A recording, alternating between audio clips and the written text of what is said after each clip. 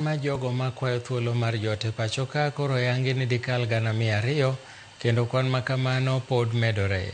Mari en kaluwore gi deko yudo obok mowinjore kod nok mar omenda e bad migawo mar sirikal mochung' ne chenro makamano. Rem yudo oboke machiwo thuolo ne ng'ato jote pachoka osemono moko kuomgi kaachiel kuom mago moringo pinjegi nikech lweny yudo thuolo mar dak e pachoka.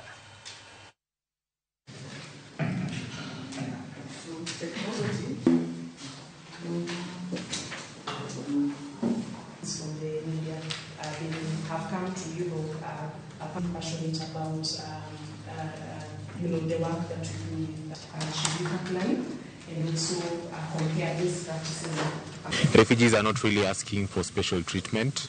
They're just asking for an opportunity to take part in the growth of the economy and to basically support their families. So this is a spirit that most refugees do not have sufficient and the documents required to access services.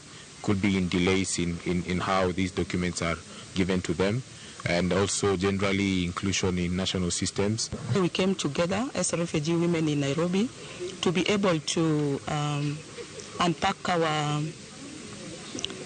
skills, what we are doing, so that we can be able to raise some money to be able to upkeep our family. Right now, our universities are full of graduates who are refugees. We have seen what is happening in Sudan. We have seen what is happening in DRC Congo, and we have seen what has been happening of late in Sudan, in Darfur area.